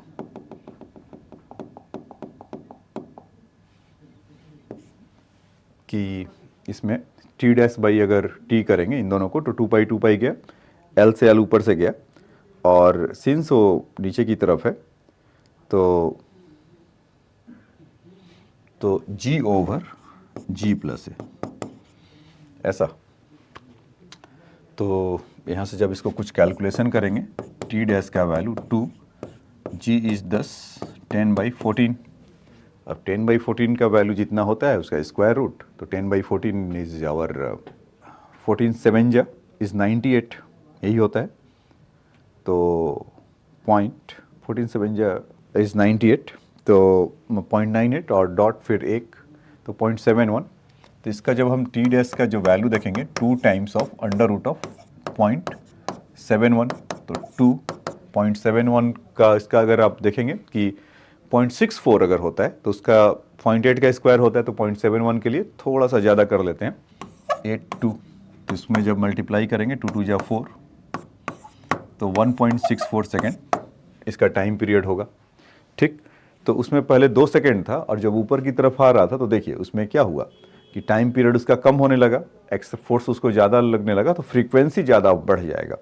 तो इस तरह के क्वेश्चन का कलाकारी आप देखेंगे तो शांत मन से करके देखिएगा और उसको मतलब कैलकुलेट करिएगा। टाइम पीरियड अगर बढ़ेगा तो टाइम पीरियड अभी टाइम पीरियड अगर अभी 2 सेकंड था, 2 सेकंड से 1.64 सेकंड हो रहा है, तो टाइम पीरियड घट जा रहा है, तो इसका मतलब क्या होगा, फ्रीक्वेंसी जल्दी करेगा। और वैसे भी इन्वर्सली प्रोपोर्शनल होता है कि अगर कोई चीज़ मान लो कि ये होने में 2 सेकंड 3 सेकंड लगता है, तो 30 सेकंड में मान लीजिए 3 सेकंड है या 2 सेकंड ही ले है, तो उसमें अगर 30 सेकंड में देखेंगे तो 15 टाइम्स वो ऑसिलेट करेगा, उसका फ्रीक्वेंसी होगा तो 15 आरपीएस होगा। लेकिन जैसे ही अगर टाइम पीरियड हम कम कर दें तो 15 से ज़्यादा करेगा, हो सकता है कि 18 करे 19 करे, तो उसी चलते तो मतलब वो जल्दी जल्दी ऑसिलेट कर रहा होगा अपने मीन पोजीशन से। ठीक है, तो 1.64 सेकंड होगा। अब दूसरे केस में बच्चों कि उसको वर्टिकली डाउनवर्ड अगर भेज रहा है, तो सेम फिगर के साथ अगर इसको यहाँ से ऐसा करें, ये कैरेज वाला सिस्टम है और ये डाउनवर्ड लग रहा होगा ये, तो यहाँ पर कहीं होगा तो mg डाउनवर्ड और साथ साथ m डाउनवर्ड लग रहा होगा, तो उसमें स्यूडो फोर्स ऊपर की तरफ लग रहा होगा। तो नेट यहाँ पर अगर आप देखेंगे नेट g माइनस ए, तो इसमें कितना होगा m of g minus A. तो जो टाइम पीरियड इसका t equal to 2 pi under root l by G था, तो इस दैट केस g डैश में कितना हो जाएगा g माइनस ए। ठीक है, तो उससे वो उस पर जो g पहले लग रहा था उतना कम a से कम हो जाएगा अगर a से डाउनवर्ड एक्सेलरेट कर रहा है तो in that case your time period would be t dash equal to 2 pi, length में तो कोई चेंज होगा नहीं और यहाँ से g माइनस ए हो जाएगा। तो t डैश का जो वैल्यू होगा, इन दोनों को डिवाइड करते हैं, इक्वेशन नंबर 1 और इक्वेशन नंबर 2, तो 2 पाई कैंसिल हो जाएगा, रूट एल भी कैंसिल हो जाएगा, तो वहाँ से g over g minus A, तो g का वैल्यू 10 और 10 माइनस 4 6, तो 1.67 5/3, तो 1.67 का स्क्वायर रूट कितना हो जाएगा 1.69 अगर होता तो हम फटाक से उसका 1.3 कर दें, और इसमें हाँ टी डैश बाई टी है, तो इसमें हम ये बोल सकते हैं क्या T dash equal to T times of A 1.67 का स्क्वायर रूट कितना हो जाएगा, नियरली 1.3 ले लीजिए, तो 2 इंटू 1.3 तो कितना हो गया है 2.6 सेकेंड। बताइए ये इस तरह का कुछ बनेगा। तो टाइम पीरियड अभी जब वो नीचे की तरफ आ रहा है, टाइम पीरियड अगर नीचे की तरफ आ रहा है तो उसमें उसका टाइम पीरियड बढ़ गया, तो इसका मतलब ऑसिलेशन क्या होगा, धीरे धीरे हो रहा होगा, यही ना, या फ्रीक्वेंसी उसका एक तरीके से कम हो जाएगा, तभी तो टाइम पीरियड बढ़ा है। टाइम पीरियड बढ़ाने का एक कोई भी है कि लेंथ पे तो डायरेक्टली प्रोपोर्शनल होता है, लेंथ जितना ज़्यादा होगा टाइम पीरियड उतना ज़्यादा होगा, क्योंकि T equal to under root 2 pi L G है, तो T is directly proportional to root L. ये भी ऐसा हम देखेंगे, एक क्वेश्चन लिया हूँ, तो लेंथ का वैल्यू अगर इंक्रीज डिक्रीज अगर कर रहा होगा तो उसके चलते टाइम पीरियड में भी होगा। मान लीजिए अब इतना बड़ा कोई पेंड है, अब इसमें ऑसिलेशन करिए तो जल्दी जल्दी आ जाएगा ना, मतलब एक ऑसिलेशन कंप्लीट करने के लिए। अब इसके जगह मान लीजिए कि इससे 10 गुना ले लें, मतलब ये हाइट के कुछ कंसिडरेबल हाइट हो, हमारे फ्लो जो ऊपर का सीलिंग है, और वहाँ से करेंगे तो जाने में वो समय लगाएगा, फिर आएगा फिर जाएगा, so it will be take the larger time. So यहाँ से हम इसको बता सकते हैं। ठीक है बच्चों, तो इसको नोट डाउन कर लीजिए।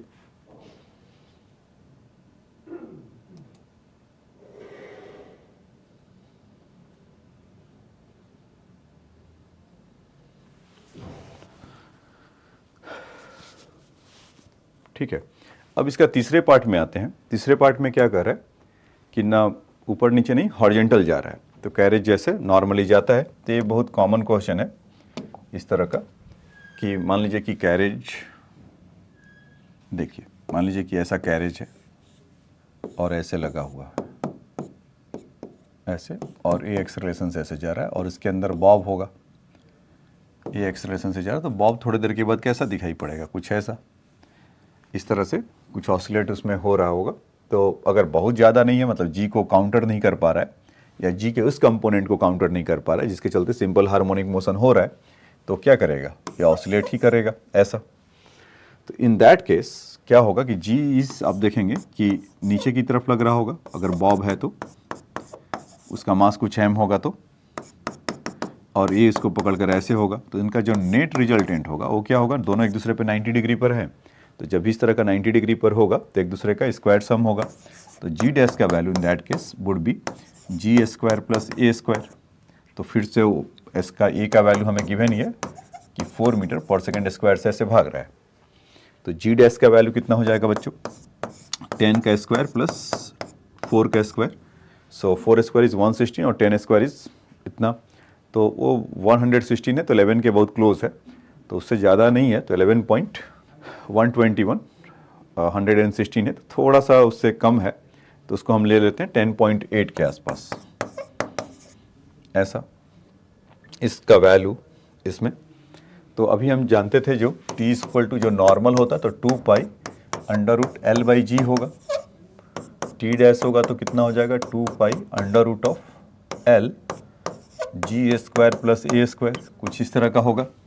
तो टी डैश का जो वैल्यू हम लिखेंगे तो 2 पाई सब वो सब कैंसिल होने के बाद T times of into square root of G over G square plus A square, ऐसा। तो टी इज 2 और जी का वैल्यू हमारा 10 और जी स्क्वायर प्लस ए स्क्वायर का भी रेडीमेड वैल्यू 10.8 आया था, ऐसा।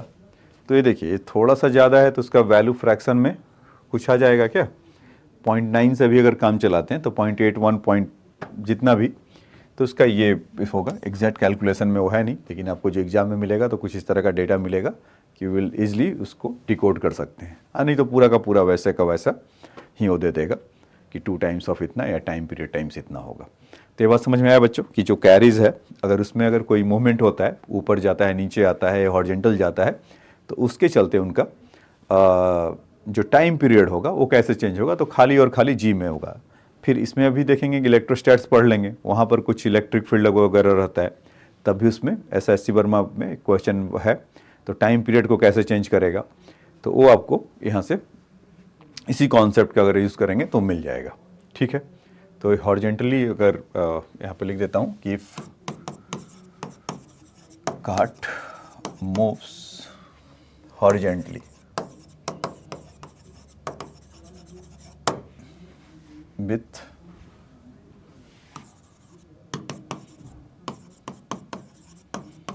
एक्सेलरेशन ए, तब उस केस में ये क्या होगा। तो आज ये नेक्स्ट क्वेश्चन में चलते हैं। कह रहा है कि the Bob of the simple pendulum execute simple harmonic motion in water with a period t while the period of oscillation of the bob is t naught in air. So neglecting the friction force of water and given that the density of the bob is 4000/3 है kg per meter cube. Find the relationship between the t and t naught. t और t naught में क्या होगा। तो t naught तो मान लीजिए कि पेंडुलम अगर ऐसा है, उसका मास m है और उसका लेंथ l होगा, तो टाइम पीरियड इसका कितना होगा, जो उसमें t naught बोल रहा है 2 pi under root l over g, ऐसा। अब इसको कह रहा है कि पानी में भर दिया,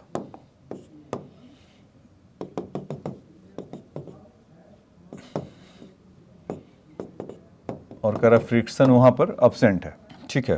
तो पूछा जा रहा है कि चलिए बताइए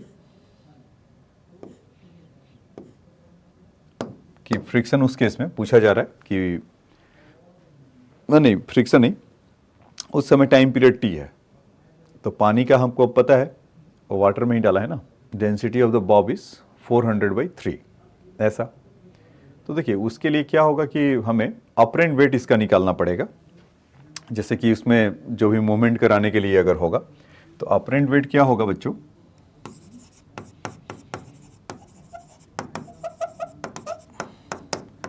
मतलब कि क्या इसमें देखिए कि हुआ क्या कि mg तो नीचे की तरफ लगेगा और बॉइंट फोर्स ऊपर की तरफ लगेगा, तो नेट फोर्स क्या लगेगा, F इक्वल टू, जिसके चलते वो ऐसा हो रहा होगा, mg माइनस बी, यही ना। उसका मास वगैरह का तो कुछ है नहीं, और क्योंकि बॉइंट फोर्स वैसे भी वॉल्यूम के साथ लगेगा, तो इसमें यहाँ से कर सकते हैं कि जो इसका वॉल्यूम मतलब मास इसका क्या होगा, डेंसिटी इनटू वॉल्यूम। तो डेंसिटी ऑफ ऑब्जेक्ट कितना दे रखा है, 400/3,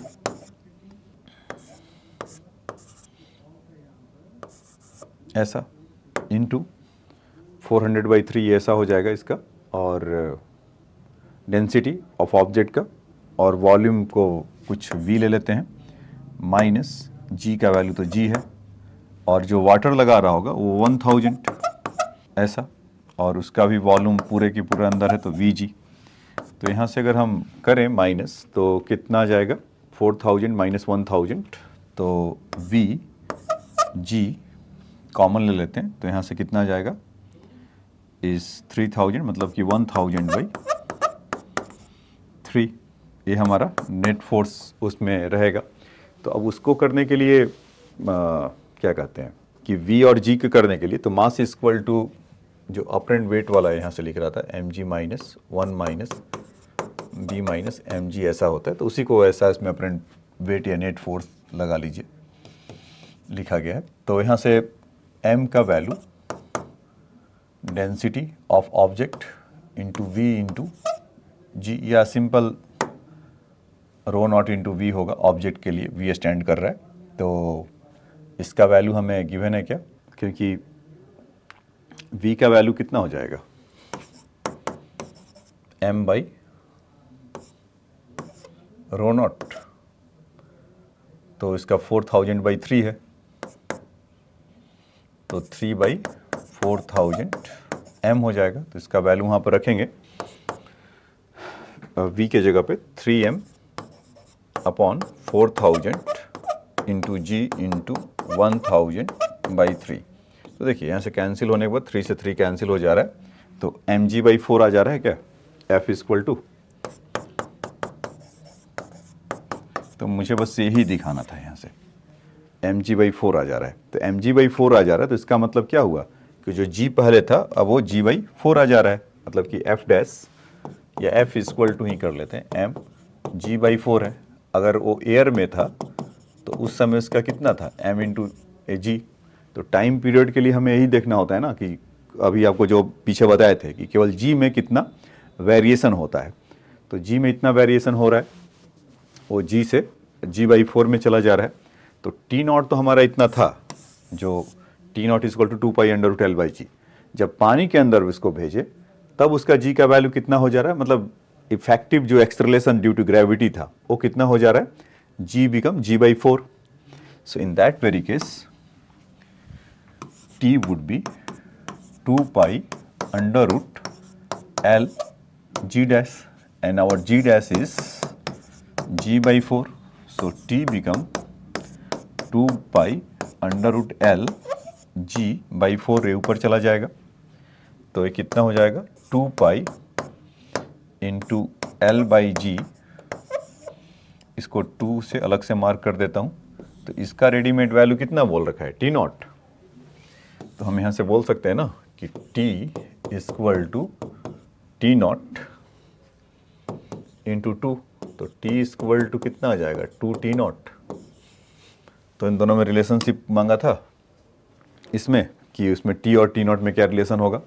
तो देखिए इसमें पहले हमने उसको एयर में जब था तो कितना था, जब पानी के अंदर गया तो उसमें हमने उसका अपरेंट वेट देखा और उसके चलते नेट फोर्स देखे इन द टर्म ऑफ जी, तो उसके चलते जी में जो वेरिएशन था वो हमने उसको यहाँ से मिला, तो उसको निकाल लिया। तो इसको अगर आपको समझ में आया तो इसको फटाफट नोट डाउन कर लीजिए, ठीक है बच्चों।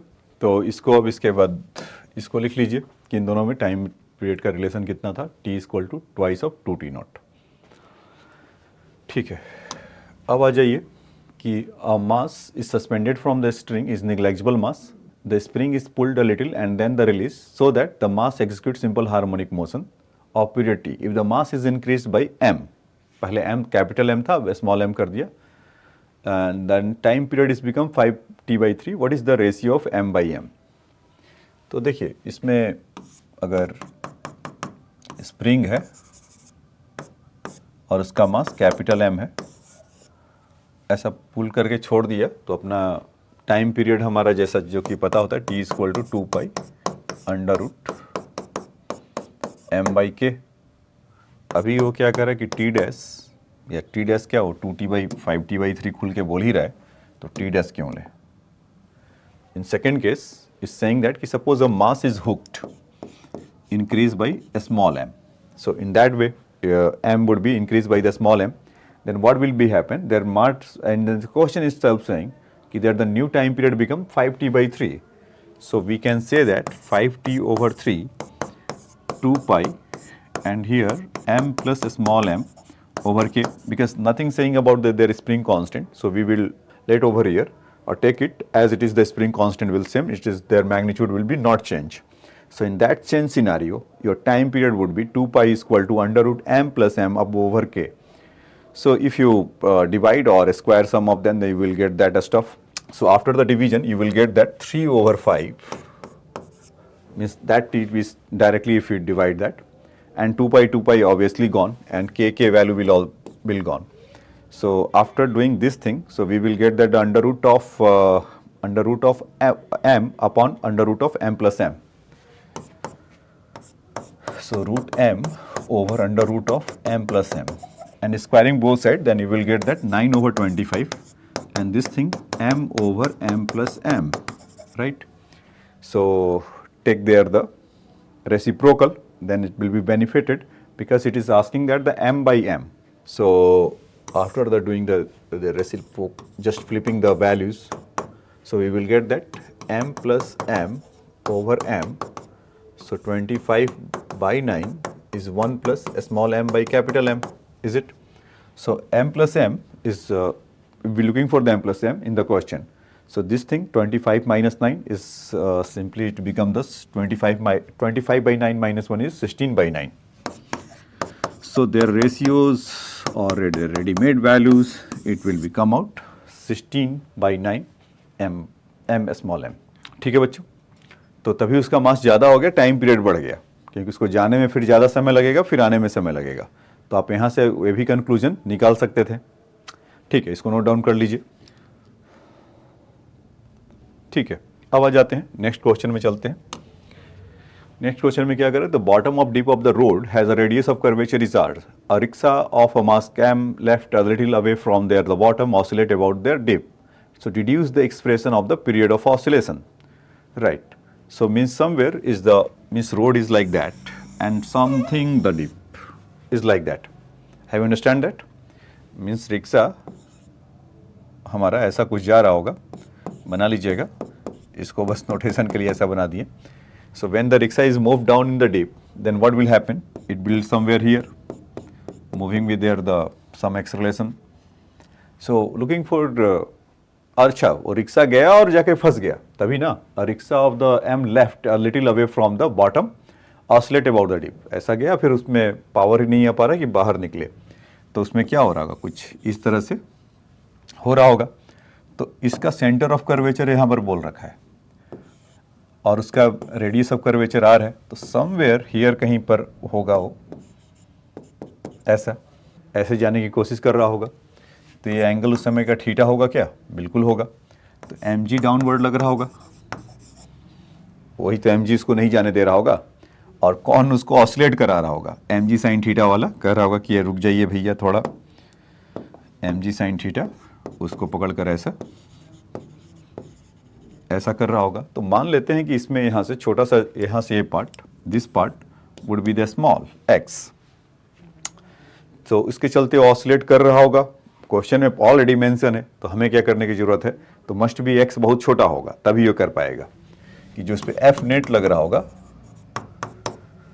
M G sine theta. तो साइन थीटा का वैल्यू कितना हो जाएगा बच्चों? X by R. तो M G X by R, तो mg/r टाइम्स ऑफ x। तो देखिए ये तभी होता है कि जब स्मॉल डिस्टर्बेंस होता है। एक अलग डिस्टर्बेंस यहाँ पर आ रहा है बार बार, इसका नोटिफिकेशन, इसके चलते स्लो डाउन हो रहा है। ठीक है, mg तो डिस्टर्बेंस या मतलब जो डिस्टेंस होगा वहाँ से बहुत कम होगा, तो f is directly proportional to r। So you can say that it will be the perform simple harmonic motion. So m omega square x is equal to mg over r into x. So x will out. Okay, ये कहाँ से लाए?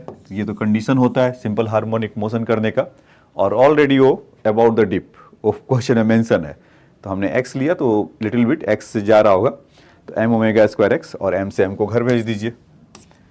तो यहाँ से omega square का value कितना आ जाएगा बच्चों? Under root G over R. तो टाइम पीरियड कितना हो जाएगा? t equal to 2 pi under root R by G, ऐसा हो जाएगा। टाइम पीरियड इसका आसानी से निकाल सकते हैं। ठीक है, अब आ जाइए नेक्स्ट क्वेश्चन में चलते हैं। कह रहा कि pendulum of clock shows the accurate time if the length increase by 0.1%, deduce the error in the time per day.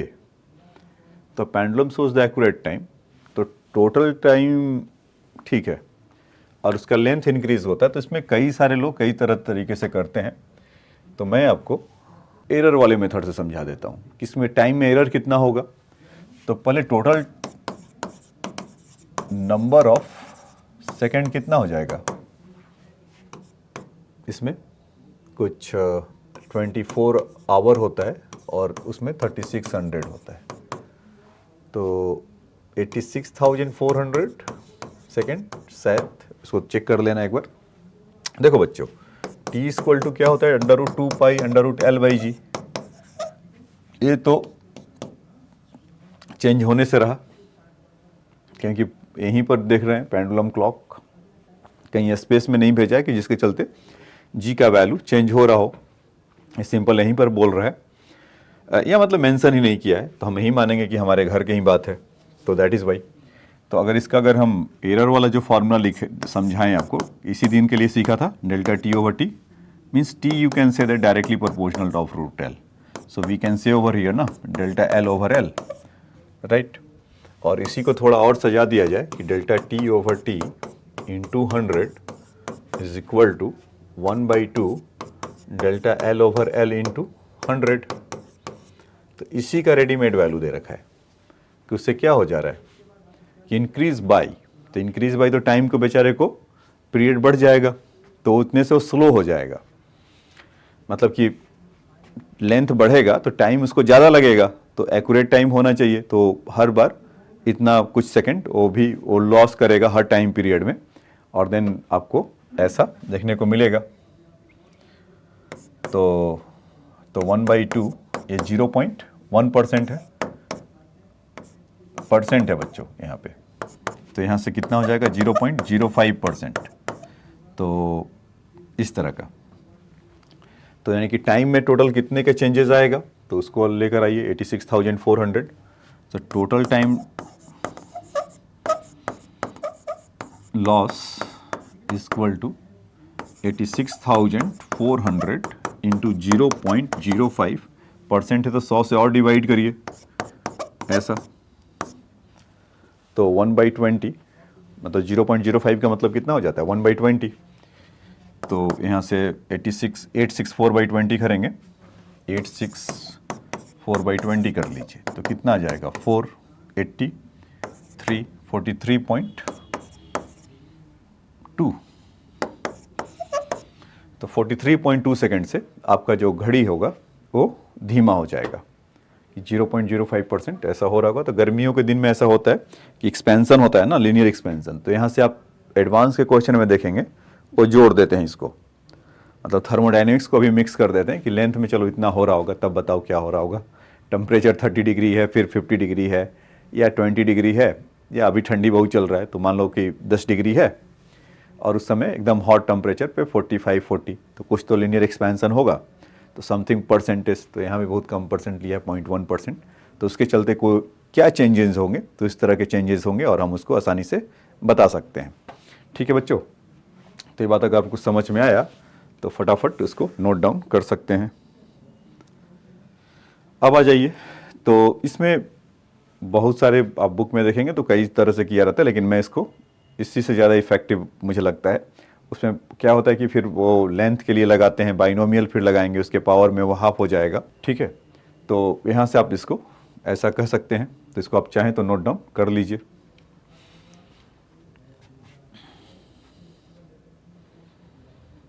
चलिए अब आ जाते हैं, देखते हैं नेक्स्ट क्वेश्चन में आते हैं। कह रहा कि two pendulum of the length 100 centimetre and 100.25 centimetre start oscillating in the phase after the how many oscillation will they again in the same phase. तो देखिए बच्चों, इसका क्या होता है कि frequency after how many oscillation will be, तो basically वो पूछ ही रहा है कि कितने फ्रीक्वेंसी के बाद ऐसा सेम हो जाएगा। एक का लेंथ ऐसा क्या हो रहा है, एक का लेंथ 100 है और एक का लेंथ 110.25 है। ऐसा ही क्वेश्चन है, मैं इधर देख रहा हूँ स्क्रीन पे, तो 110.25 है। तो एक का लेंथ ज़्यादा है तो ऑब्वियसली वो टाइम पीरियड ज़्यादा लेगा, तो टाइम पीरियड ज़्यादा होगा तो फ्रीक्वेंसी के मामले में पिछड़ जाएगा। तो कहीं कब आपस में फिर एक बार मिलेंगे, मतलब कुछ एलसीएम टाइप की चीज़ है। बचपन के दिनों में आपने देखा था ना, 2-3 लोग वॉक कर रहे हैं, एक इतना जा रहे हैं, तो कितने देर के बाद वापस मिलेंगे, तो कुछ वैसा ही है। तो यहाँ पर अगर, तो उसके लिए कॉन्सेप्ट क्या होता है, जैसे फ्रीक्वेंसी की अगर बात करें तो 1/2 अंडर रूट G/L यही होगा। तो इसमें, और मतलब इसको आप V1 कह लीजिए और दूसरे वाले के लिए L1, और यहाँ से ν2, ओह इसको 1 क्यों कर दिया, 1/डिवाइड तो कर ही दिया था टाइम पीरियड। हाँ टाइम पीरियड लिखते तो चलता।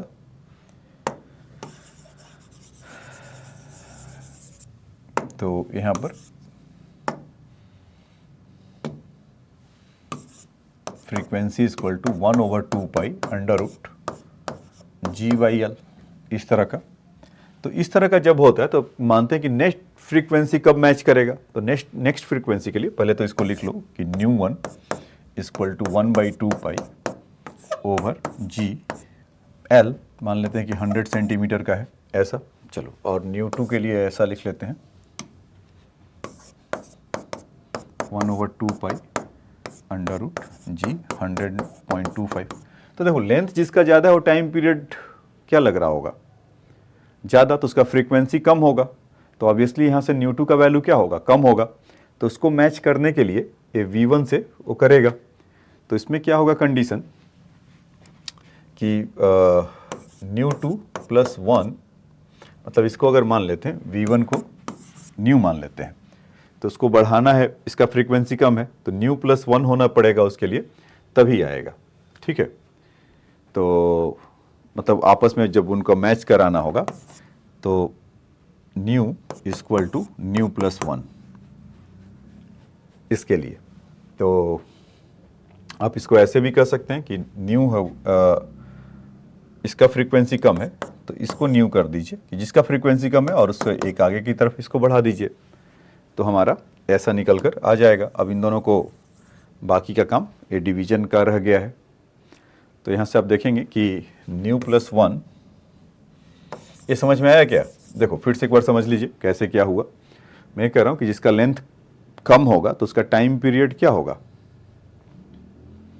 टाइम पीरियड भी उसका कम होगा। तो फ्रीक्वेंसी वो ज़्यादा कर रहा होगा, तो फ्रीक्वेंसी अगर ज़्यादा कर रहा होगा तो इसमें, ठीक, इसका यानी कि ν1 का फ्रीक्वेंसी ज़्यादा है, ये तो हम कह ही सकते हैं। अरे आ जाओ भाई, ν1 इज़ ग्रेटर देन ν2। इसका लेंथ ज़्यादा होगा, उसका टाइम पीरियड ज़्यादा लगेगा, तो उसका फ्रीक्वेंसी क्या होगा, कम होगा। तो लेंथ किसका ज़्यादा है, 110.25 का, तो उसको ν2 बोल रखे हैं, ठीक। तो इसके लिए इसका कम होगा, और इससे मैच कराने के लिए एक उससे नेक्स्ट बार में जब उसको कराना होगा, तो इसलिए न्यू कर लिया, तो नेक्स्ट उसको ν + 1 कराने में कितना होगा, क्योंकि इसका लेंथ कम है तो इसका टाइम पीरियड कम होगा तो फ्रीक्वेंसी ज़्यादा होगा, तो इसीलिए। तो अब देखिए यहाँ से अगर हम V + 1 ओवर न्यू अगर करते हैं तो कितने लोग यहाँ से गायब हो जा रहे हैं, 1/2 G वगैरह, ठीक है। तो ये कितना आ जाएगा,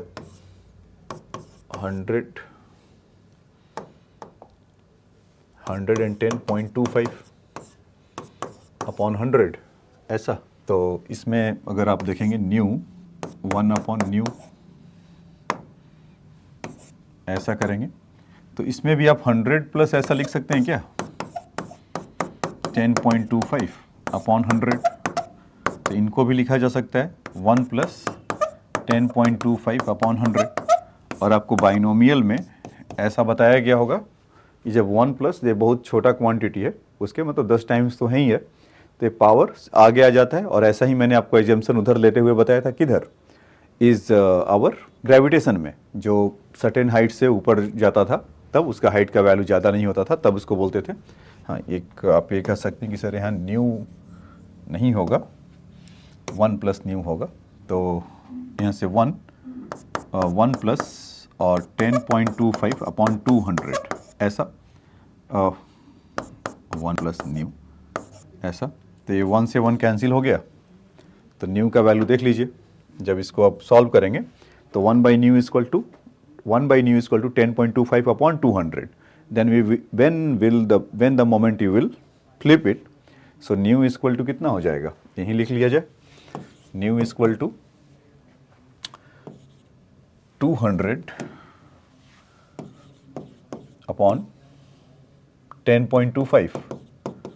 तो 10 रहता तो उसका वैल्यू 20 आ जाता, लेकिन थोड़ा ज़्यादा है तो 19 पॉइंट समथिंग, तो 20th बार में तो उसको पकड़ ही लेगा। तो मीन्स यहाँ पर कहने का मतलब है कि 20 हर्ट्ज होगा, मतलब कि इन 20th time it will be the match with the same again, it will be the in the same phase. ठीक है बच्चों, ये बात आपको समझ में आया? अगर आया तो मजे मजे में लिख लीजिए। अब आ जाइए नेक्स्ट क्वेश्चन में चलते हैं फटाक से। कह रहा है कि what is the length of the simple pendulum means which tick second. ठीक है, तो उसी की बात कर रहा है, 2 सेकेंड की बात वाला कर रहा है, टिक मतलब सेकेंड 1 जा रहा है सिंपल पेंडुलम में। तो ये आपको बताया था अभी 2 pi under root L by G, pi से पाई नहीं, 2 से 2 कैंसिल होगा,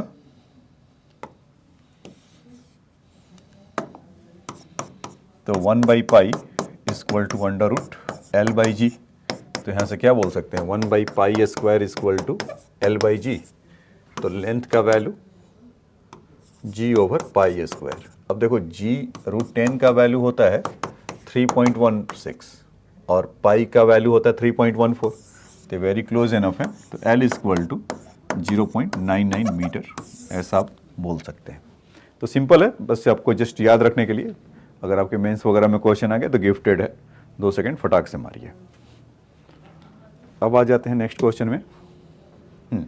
ये कह रहा है कि tray of the mass 12 kg suspended by the 2 identical spring as shown in a figure, when the tray is the pressed down slightly and released, it execute SHM and period is having the 1.5 second. What is the force constant in the each spring? And when the block of mass M is the placed on the tray, the period becomes the 3 second. Double हो जा रहे हैं। So what is the mass of the block? Okay, in the first case, what's saying? So T is equal to, and that combination बच्चों, it is the parallel. Look at that. There the both of the end is the attached with the some rigid support, and here the pan is attached with the also. Means pan will be attached with the both of the spring, so it means both of the spring will going to be your parallel. So in parallel combination we know that it is the simply add up. So T is equal to 2 pi under root m by 2k in that case, because और आपको कैसे पता कि है, क्योंकि mention क्या है, 2 identical spring. तो यहाँ से आप बोल सकते हैं T is our 1.5 second, so directly we can take it 1.5 2 pi, mass कितना है उनका 12 kg 2k। तो आपको जैसे करने का मन है वैसे कर लीजिए, स्क्वायरिंग में विश्वास करते हैं तो स्क्वायरिंग कर लीजिए। तो 2.25 1.5 का स्क्वायर 4 पाई स्क्वायर, यहाँ से करेंगे तो 6 बाई के का ऐसा मिल जाएगा, तो 6 4 जा 24। तो ठीक है, तो इनका जितना भी वैल्यू आना होगा वो अपना समझेंगे कि हम लोग क्यों इसमें दिमाग लगाएं। के का वैल्यू उधर भेज देते हैं, पाई स्क्वायर का वैल्यू 10 बोल देते हैं, 6 4 जा 24 240 अपॉन 2.25। ठीक है, तो इसको अगर देखेंगे तो 15 से हो जाता है क्या? यस, 15 से हो जाएगा कि उसमें 1 करेंगे और 16 और इसको 1.5, तो 3/2, तो 32/3 के आसपास ये तो दिखा रहा है न्यूटन पर मीटर। तो ये तो इसका आ गया इंच का। अब उसके बाद कह रहा है कि जो सेकंड केस था उसमें उसका 3 सेकंड बढ़ गया, तो मास उसमें से कितना अटैच किया भाई? तो देखिए ये टी का वैल्यू 3 सेकंड ले लेते हैं और 2 पाई, वहाँ पर पहले 12 था, कहाँ गया 12 था, और प्लस उसमें m कर लेते हैं और स्प्रिंग कांस्टेंट फिर से 2 के। तो क्यों ना इसी को कर लिया जाए, ये वाला मेहनत से बच जाएंगे ना, ये पहला वाला और दूसरा वाला। तो 3/1.5 करेंगे तो यहाँ तो मिल जाएगा 2। LHS में देखो बच्चों 3/1.5, 2 पाई अपने घर गए और यहाँ से 12 + m 2 के भी चला जाएगा। तो आप यहाँ से क्या बोल सकते हैं, √12 + m/12। स्क्वायरिंग बोथ साइड करिए तो वहाँ से कितना मिल जाएगा आपको, इज़ 4, और 4 को जब इधर क्रॉस मल्टीप्लाई करेंगे 12 के साथ तो 48, m = 36। After the calculation in this step m = 36 kg। तो इसीलिए उसका एकदम से डबल बढ़ गया था कि फिर वो नीचे जाएगा, मास ज़्यादा होगा, ऊपर आएगा, तो इसलिए इसको समय ज़्यादा लगेगा। ठीक है, तो इसको चाहें तो आप लोग फटाफट एकदम से लिख सकते हैं। अब आ जाइए नेक्स्ट क्वेश्चन में चलते हैं। क्वेश्चन नंबर 24 कह vertical U-tube uniform cross section contains the water up to the height 2.45 centimetre. If the water of the one side is depress and the then release it's go up and down motion the tube in the simple harmonic, calculate the time period given that G = 980 centimetre per second. तो हमारे लिए भी उतना ही आसान है जितना एक question में सिंपल हार्मोनिक मोशन बता रहा है। तो एक फटाफट ऐसा U2 हम बना सकते हैं क्या, ऐसा, और one of the arm from the one side is saying 2.45। तो ये डेटा बच्चों अच्छा है, इसको चेंज मत करना, सेंटीमीटर में ही रख लेंगे। ठीक है, और उसको हल्का सा डिप्रेशन हो रहा होगा, ठंडी पड़ा या कुछ हुआ, पारा लुढ़का, so it will be the oscillate from the some position, so 2.45. so here we can say that T = 2 pi √L h/g। यही था ना, आप याद करिए कि इसका टाइम पीरियड क्या था, कि जो उसका हाइट h आता था एक आर्म का और उधर से g, उसमें कौन सा लिक्विड है, क्या पड़ा हुआ है, उससे उसको मतलब नहीं है, बस हाँ उसको कैलकुलेट करते समय ये सिंपल वन है, नहीं तो इसके साथ भी 2-3 लिक्विड अगर डाल देते हैं तो फिर क्या होगा, तो उसके लिए जब आएगा तब देखा जाएगा। तो अभी यहाँ पर क्या कर लेते हैं, 2 पाई, h का वैल्यू जैसे मैंने बोला था चेंज मत करो, इस 2.45 और g का वैल्यू 980। तो इसको अगर हम जब हम इसको कुछ रिजॉल्व करते हैं 2.45 980 को, so you will get that 2.45 100 and 245 into how much time is 4 times, और yes 4 times, exactly the 4 time it will be cancel out. So here 2 pi √400, so 2 pi over 20, so pi/10, so pi/10 means 0.314 second. ठीक है बच्चों, तो ये बात आपको समझ में आया होगा।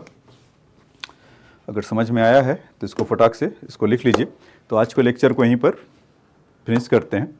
नेक्स्ट लेक्चर में जब हम लोग मिलेंगे तो उसमें उसके अंदर डैम्प्ड ऑसिलेशन के बारे में देखेंगे कि डैम्प्ड ऑसिलेशन होता क्या है, और उसके बाद इस चैप्टर का लगभग सब कुछ समाप्त किया। कभी कोई चैप्टर समाप्त तो होता नहीं है, तो यहाँ पर लगभग उसको समाप्त मानते हैं और फिर आगे की उसमें करेंगे। तो कुछ उसमें प्रीवियस ईयर क्वेश्चन लेंगे। तो नेक्स्ट क्लास में जब हम लोग मिलेंगे कल, तो उसमें आपको बताया जाएगा कि डैम्प्ड ऑसिलेशन क्या होता है, और बाकी जो प्रीवियस क्वेश्चन इधर उधर के जो रह गए होंगे सबको मिक्स करके बता दिया जाएगा। ठीक है, तो थैंक्स फॉर योर टाइम।